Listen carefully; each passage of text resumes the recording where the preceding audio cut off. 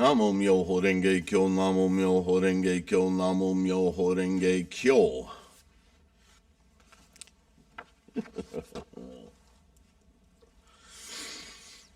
Good morning, bon matin.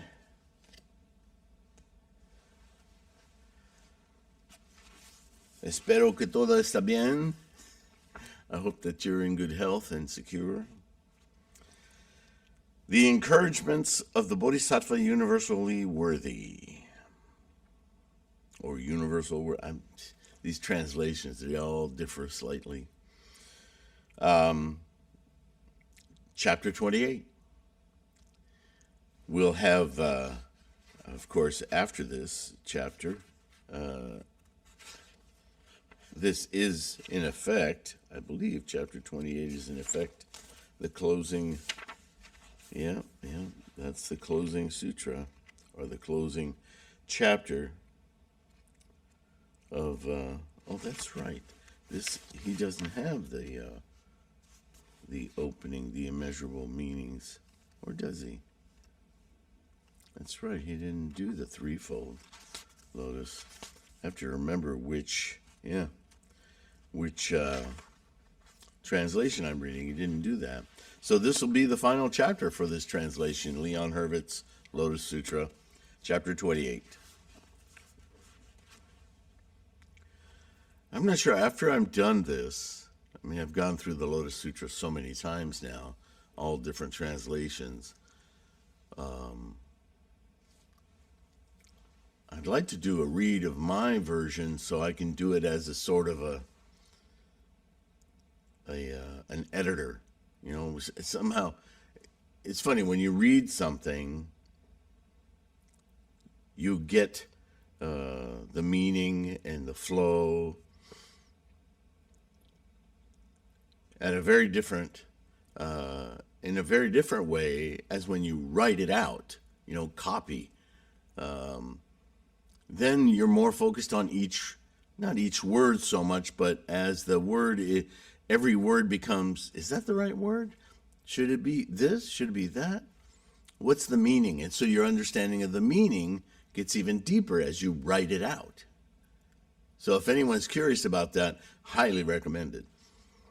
But then there's still another level that I've experienced with everything that I've shared with you here in orating it, right? But they're all different. They all give you different insights. It's fascinating. And then, of course, there's the translations that you're having to deal with. Why did they say that? Doesn't suit. It's very easy to tell. In fact, I did that in the Gosho readings with the first Gosho Zenshu, right?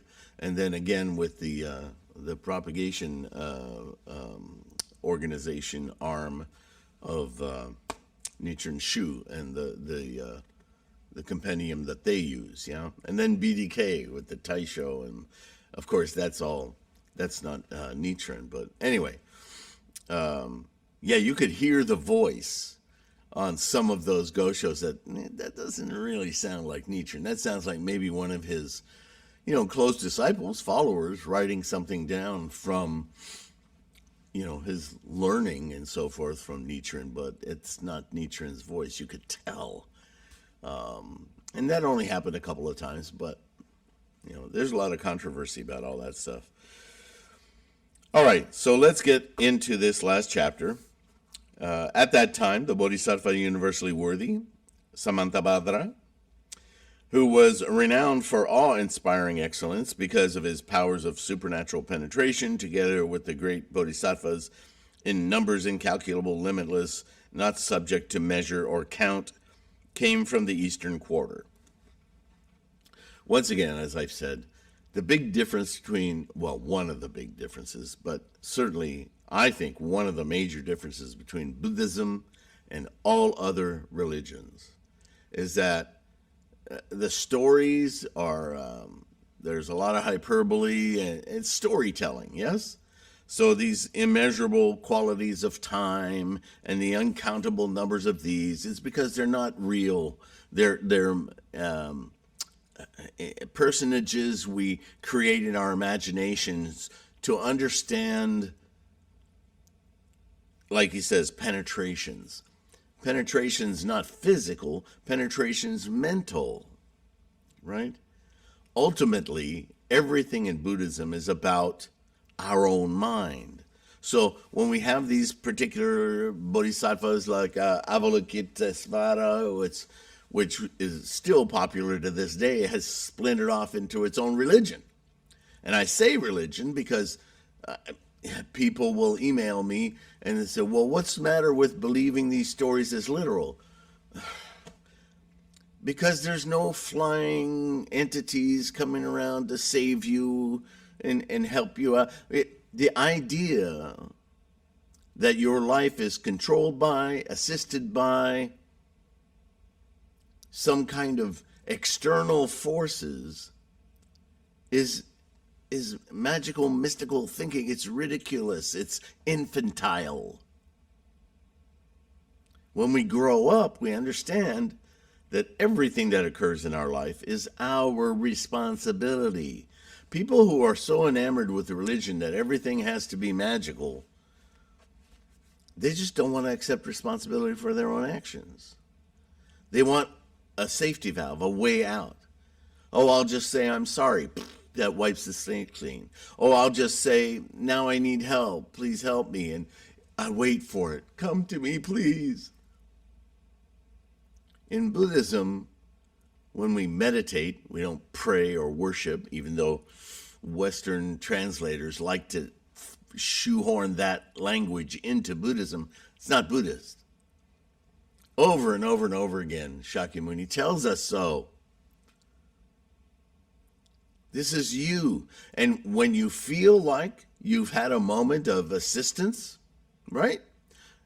I've had those moments where my father was driving like a maniac and we were going through between buildings in a narrow alley and he was speeding through there like, and at one point, I just felt something wrong, and I said, well, I felt something wrong, but I mean really bad, and I yelled stop at him, and he actually stopped, and at that moment, a truck went zinging by in the proper parking lot along the buildings. We would have been center punched big time.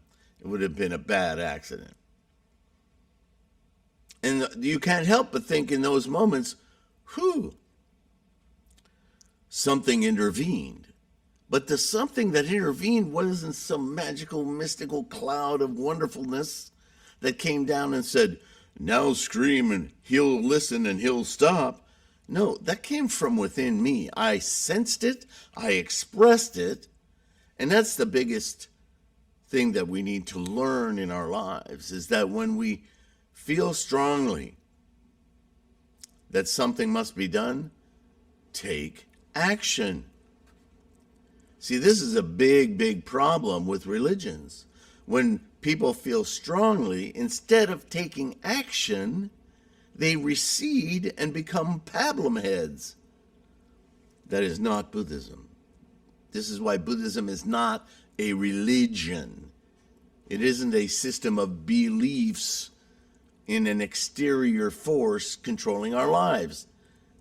That's relinquishing the very thing that makes us so amazing and powerful, is our own experience of life. And yeah, our own experience of life is bigger than just this physical form, this body. And this is what Shakyamuni, Nichiren, Tendai, they all tell us over and over and over and over again.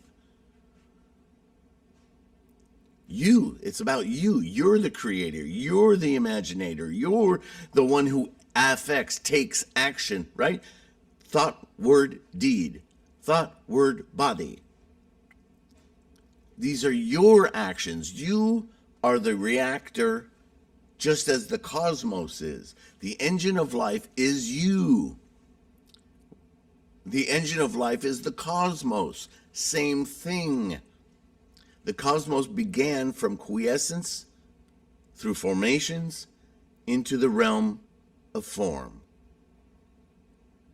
Look at the Chinese term for the sinew and tendon strengthening exercises, Tai Chi Chuan, right? Tai Chi the instantiation of energy applied to action, applied to will, volition applied to Wu Ji. Wu Ji, circle, Tai Ji, action taken, yin yang, form. It's in the book, Independent Nichiren Practice. Yeah, that book. Independent Nichiren Doctrine of Shakyamuni Buddhism, or Lotus Sutra Buddhism. It's a long title, but the same. It's the evolution of the Big Book of Buddhism, basically. And I give you that example in there. Western, Chinese, Buddhist. Same formula. But it's all about instantiating a form, right? Chuan making a fist, but it's a form from action applied to potential. It's the same formula. Everything in the universe does this, right? A rock doesn't wait to be formed by water. Water does wear into the rock and create form, but that's its nature. The rock isn't sitting there going, I wish I was more polished. Won't some water come and help me one day? That's ridiculous, isn't it? That's infantile. Buddhism is not that. So when we read these wonderful stories about Bodhisattva Universally Worthy, who was renowned for awe-inspiring excellence because of his powers of supernatural penetration, you have Bodhisattva Universally. Listen to the names of these personages. Get a clue. If you have a Bodhisattva Universally Worthy, he doesn't have an address on Buddhist Main Street. He's a quality we all have. He's a potential we all have. We have the potential to do things that everyone universally would think worthy or virtuous or whatever the plethora of naming conventions are in here, right? Understand? Okay. I belabored that too long, but if you have questions about this, email me. Yeah, if you're going to argue with me that, magical thinking helps some people, I'm not even going to, you're not worth having a conversation with. You're arguing. You're arguing for religion. Bye-bye.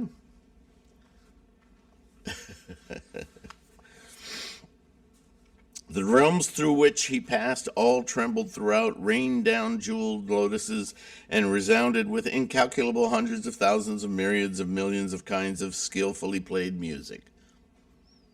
You ever have one of those aha moments where you do something and things just work out really better than you thought they would have? Isn't that the kind of sensation you feel? It's like your favorite song is playing, the air smells sweeter. You may not think about all of those aspects, but that feeling of accomplishment and goodness, yes, this worked out, right? How would you write about it? He was also accompanied and surrounded by a great multitude of countless, I see they use the word gods here. There's no deities in Buddhism. Right? They refer to deities known from Hinduism and beyond because that's what the cultures at the time are accustomed to. They're familiar, right? And familiarity plays big in these stories, doesn't it? Approaching Shakyamuni Buddha with familiarity. It isn't because you're going to be rude. It's because you're going to approach him as a benevolent person.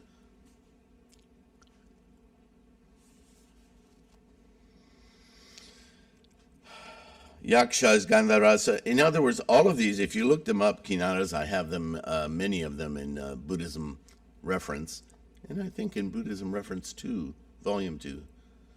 Anyway, Garudas, Kinnaras, Mahoragas, humans, non-humans, who all circumambulated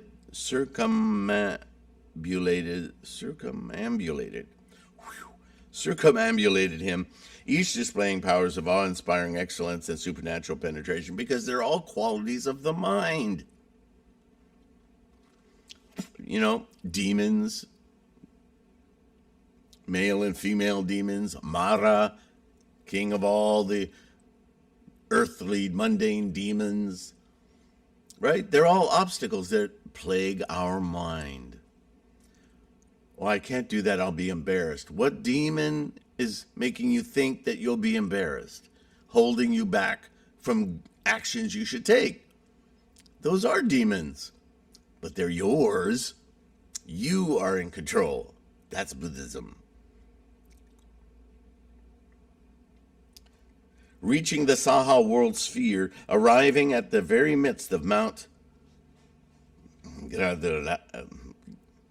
Vulture Peak. With head bowed, he did obeisance to Shakyamuni Buddha, and circumambulating him clockwise 7 times, addressed the Buddha, saying, "O world-honored one, in the realm of the Buddha King, surpassing the awe-inspiring excellence of gems, I heard from afar that in this Saha world sphere, the scripture of the Dharma blossom is being preached or taught.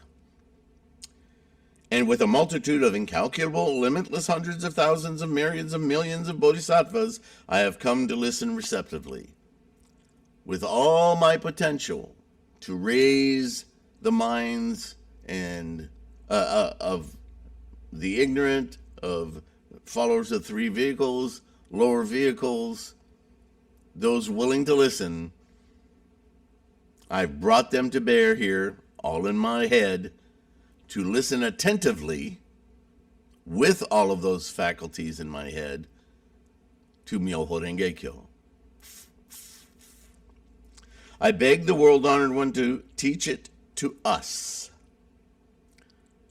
the personal us, yeah? After the extinction of the thus come one, how may a good man or a good woman attain this scripture of the Dharma blossom?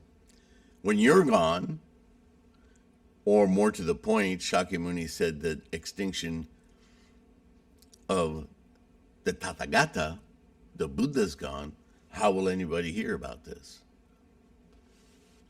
This is a question that constantly comes up through the Lotus Sutra.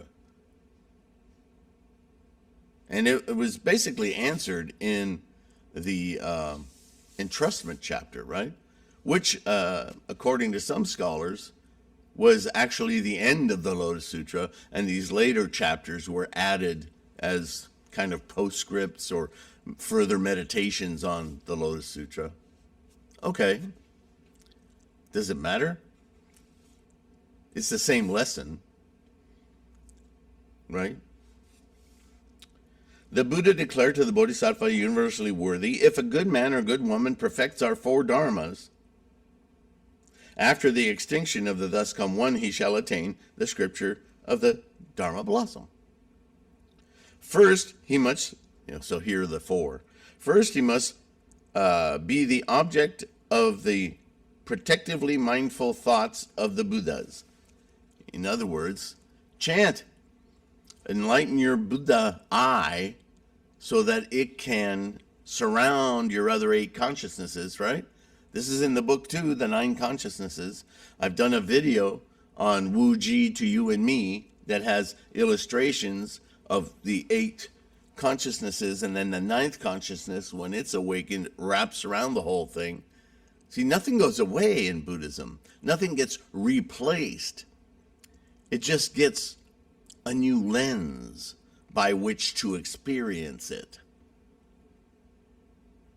Like when you change your mind. When you learn some new piece of information and everything looks different now. First, he must be the object of protectively mindful thoughts. Your own mindful thoughts.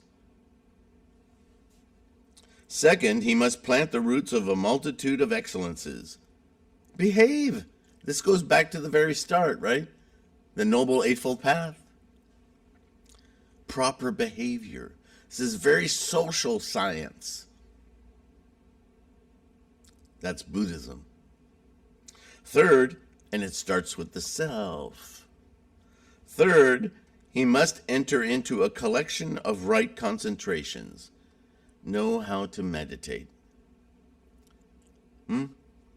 We do an active meditation. Namo Myoho Renge Kyo. It's a very direct meditation because it's more of an invocation. But, as I've explained before, when we use the characters Myo and Ho on this mandala that Nichiren created for us to encompass this whole experience, we actively push away the samsaric delusions, the monkeys, those constantly interfering thoughts. They're what? The demons, Mara, so on and so forth. We shut them up because we're focused on potential instantiating. And when we're focused on that, it mirrors that gateway in our mind. And when we touch that gateway and the Buddha eye starts to open, the mandala starts to aberrate. Because now we're not using our samsaric eyes, we're using our Buddha eye. And that Buddha eye sees everything totally different. It's a paradigm shift in the mind. Fourth, he must launch the thought of liberating all living beings.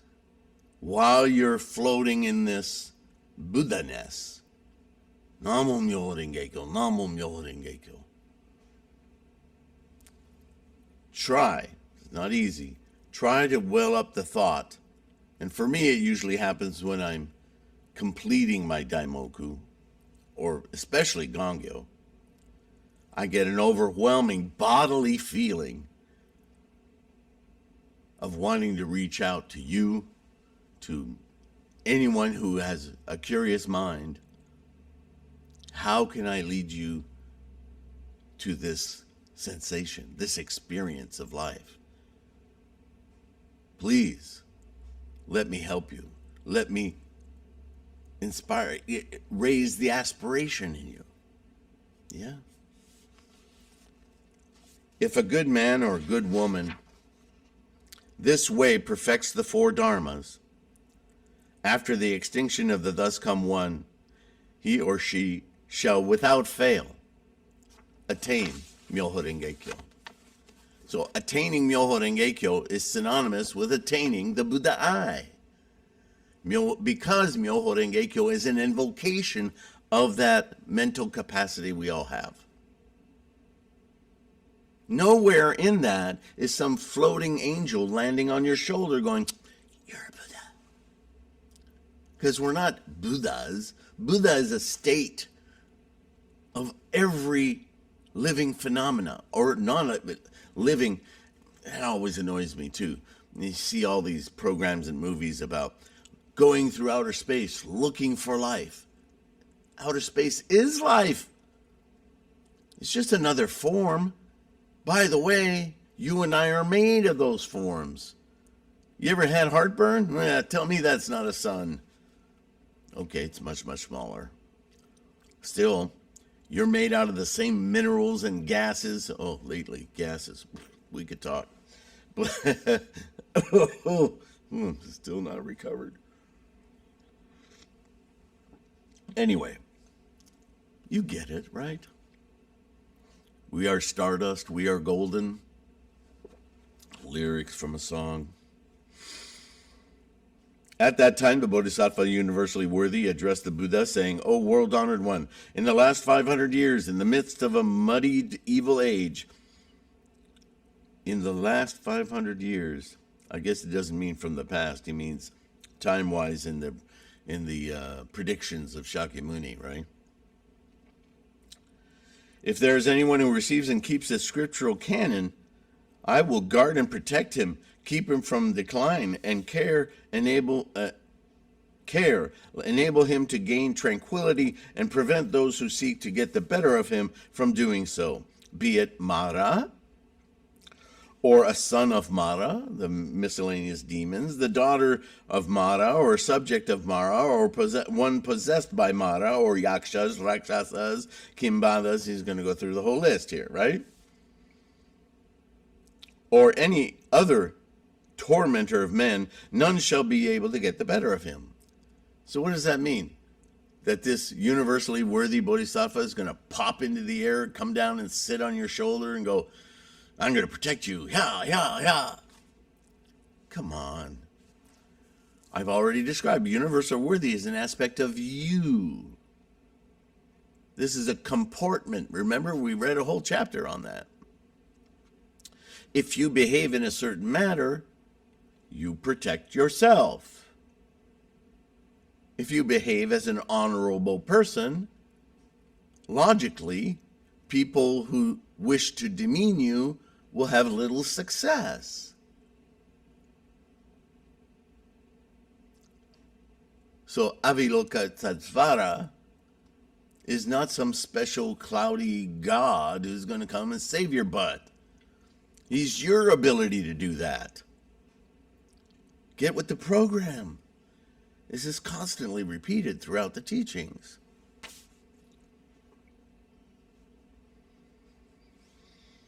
If that person, whether walking or standing, reads and recites this teaching, at that time I, mounted on a white elephant king with 6 tusks. Is that imaginary? Together with a great multitude of bodhisattvas will go to that place and personally, revealing my body, make offerings to him, guard and protect him, and comfort his thoughts. It's obvious, isn't it? This is our capacity to stand strong, to be steadfast. They're just different words explaining the same thing in a storied form. Maybe it's easier to remember or recall that way. But, don't believe in the rhetoric, believe in the meaning. Read the Lankavatara. Also, if, as an offering to the scripture of the Dharma blossom, that person seated thinks on this scripture, at that time also I will appear before that person, mounted on a white elephant king. If that person suffers the loss of memory of a single phrase or a single gatha of the scripture of the Dharma blossom, I will teach him, reading and reciting it together with him, thereby enabling him to regain the advantage thereof. Remember learning Gangyo? Some of you must have gotten to the point where you didn't even need to follow along in the book anymore. But it's funny, as soon as you start doing that, sometimes you lose the rhythm or whatever, and you completely forget where you are. You have to go back to the book and refer to the book. It's not humiliating. It just happens. So this is your Bodhisattva Universally Worthy coming to your aid and saying, pick up the book, find where you were, and just start over from some point, and use the book for a while. It's not good. It's not a diminishment. Right? At that time, anyone who receives and keeps, reads, and recites the scripture of the Dharma blossom, having contrived to see my body, shall be overjoyed and shall persevere all the more vigorously for having seen me. Oh, now I'm back into the rhythm here. Right? Right? He shall straightway attain samadhis and dharanis, the latter named the turning dharani, the dharani that can be turned into 100,000 myriads of millions of uses, and the dharani of the skill in the use of dharma sounds. Such dharanis as these shall he attain. How many times have we been told that Myoho Renge-kyo are not words, that they are sounds and conceptual terminologies? That's what a dharani is. It's not magic. It's a short, I don't want to say shortcut. That's what I was going to say. It's an abbreviated way of capturing a much larger text. That's what a dharani is. Right? It's a mnemonic device. Anybody who's ever, since I was a kid, I've seen the great Kreskin and others on television late night explaining how to increase our memory, the power of our memory, and associate images and associate this and that. And that'll help you remember. Remember, this is an oral teaching. And so these stories are ways of inculcating all these imageries so that you remember the story and the meaning of the story.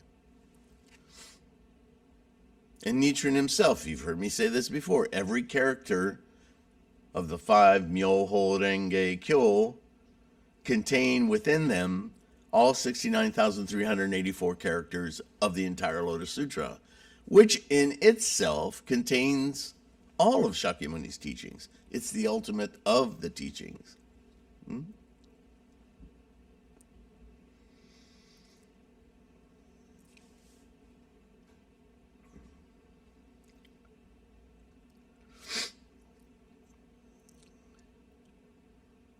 O world-honored one, if in the latter age, in the last 500 years, in the midst of a muddied and evil age, a bhikshu or bhikshuni, or upasaka or upasika, who seeks, accepts, and keeps, recites, reads, and copies, wishes to cultivate and practice this scripture of the Dharma blossom, then for 3 weeks he must single-mindedly persevere with vigor.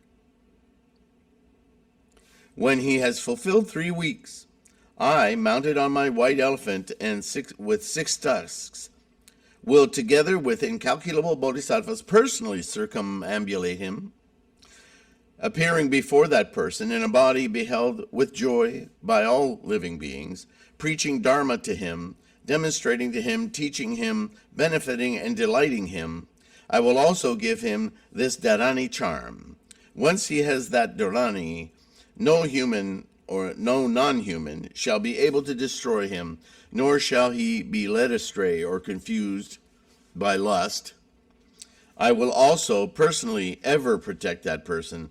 I beg the world-honored one to permit me to pronounce this Dharani charm straight away in the Buddha's presence. He pronounced a charm saying Adande Dhanapati. Anyway, those are those vocalizations of sounds.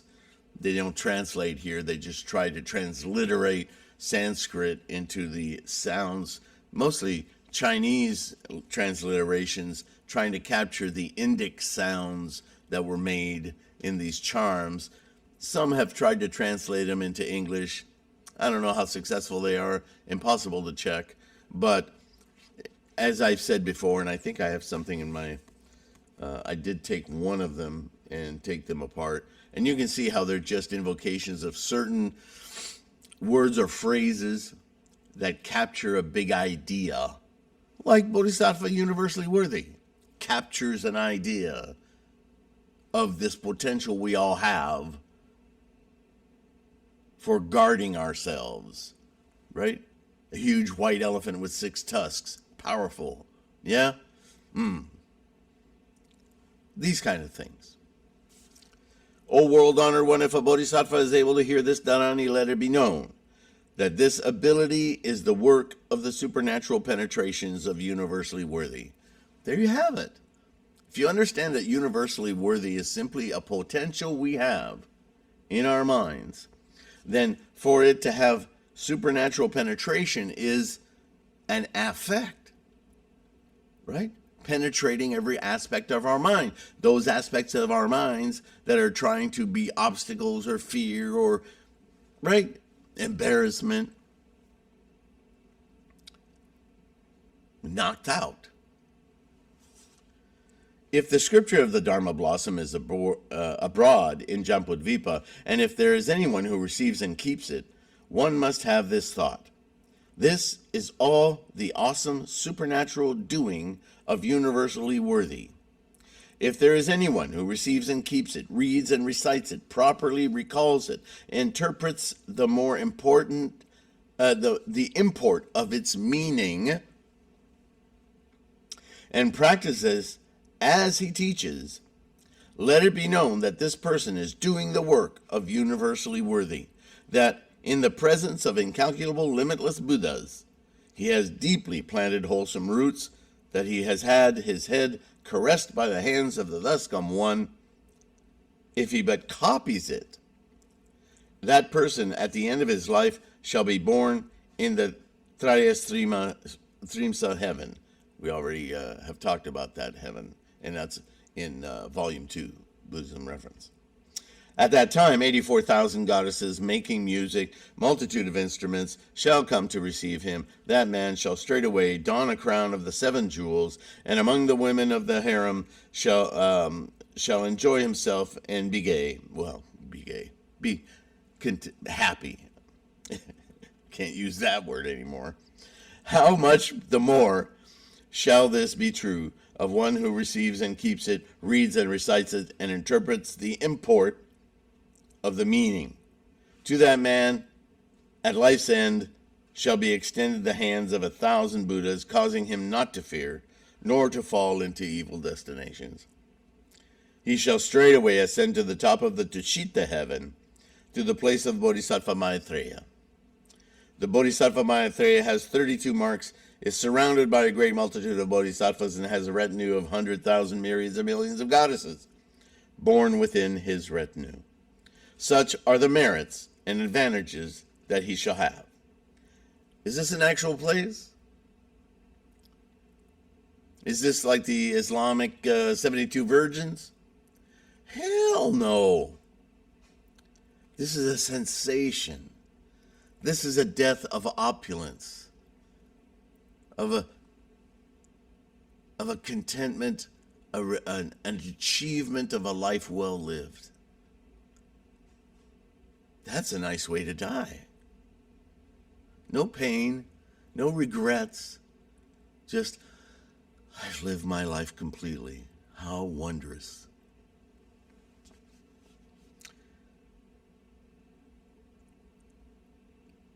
Such are the merits and advantages that he shall have. Therefore, a wise person must single-mindedly write it himself, or cause others to write it, receive and keep it, read and recite it, recall it properly, and practice as it preaches. O world-honored one, by resort to my powers of supernatural penetration, I shall now guard and protect this scripture. After the extinction of the thus come one, within Jamputvipa, I will broadly propagate it and cause it never to perish. So he's really a stand-in for our bodhisattva behavior. Universally worthy. Wow, that makes sense. Anyone practicing the Myoho Renge-kyo, who endeavors to imbue others with the aspiration to do the same, is doing the work of universally worthy, which is the work of a bodhisattva, which is the work of Buddha, Buddha-ness, Buddhahood. All right, run out of time for today. I hope all of this made sense. I know I got a little bit, I don't know. Sometimes I get emails that just disturb me, so I apologize if I got a little bit evangelical there, but boy, I sure can't understand why, Nichiren, some of his letters are in a tone of, because it seems so obvious if you study any amount of time, but some human beings, man, we love our mysticism. We're so attached to it because it makes things easy. You don't have to be responsible. I know they don't like to hear that, but hey, get with the program. Buddhism is about healing yourself because you're the best physician. You're the one who knows. Namo Myoho Renge-kyo. Thank you for listening. Thank you for supporting this channel, liking and subscribing. Incredibly important. It doesn't cost you a thing. Takes a few seconds. Now, if those of you who have been buying ebooks and print books from threefoldlotus.com to Lulu, my publisher, you guys are really, really helping out. It's so incalculable how much you guys are helping to support this effort, and 10 times that gratitude to patrons, right? Whether through Patreon or direct through PayPal, you guys are simply awesome. You are universally worthy, yes? All right. I'm going to let you go. Can't wait till next time. Obviously, this last chapter of the Lotus Sutra is about encouraging our practice as bodhisattvas. We can tell that already. So we'll see how much more we learn in the next enterprise here of that. And we'll finish up the Lotus Sutra. And then I may just, because I haven't done much of it, and Volume 2 of Buddhism Reference is quite a bit larger book than the first volume. So I need to get back to those short podcasts, video and audio, of each of the terms in there. So I may just do that for a while, just as a break, before I read this. I think it's the last one of the Threefold Lotus Revisited. I used the old one when I did the first Lotus lectures. This is the revisited one. We'll see how much different it is. My version, the Threefold Lotus Kuan version, the Quantum Life Buddhism version, is available now as an artist proof. And all that means is, I think it's done, but until I read through it with you guys, I'm sure there'll be revisions, I'll find typos, that kind of thing. And so you're getting kind of a preprint, you can get it in print too. But just know that you're getting it in its raw form. And the only reason I would make it available to you for that is, first of all, just to put it in your hands. And secondly, if you see something, obviously wrong, I invite you to send to my email. It's not something that maybe belongs in the comments because people who don't have it won't understand. But you can email me at tlksylvain@gmail and let me know, hey, this word is spelt wrong 347 times in the book. You might want to fix it. Oh, anyway, don't be too nitpicky. In other words, find stuff that is really confusing maybe that I wrote, because I can do that. I can write sentences that are a little bit flippy-floppy, and it may need to be restated more clearly.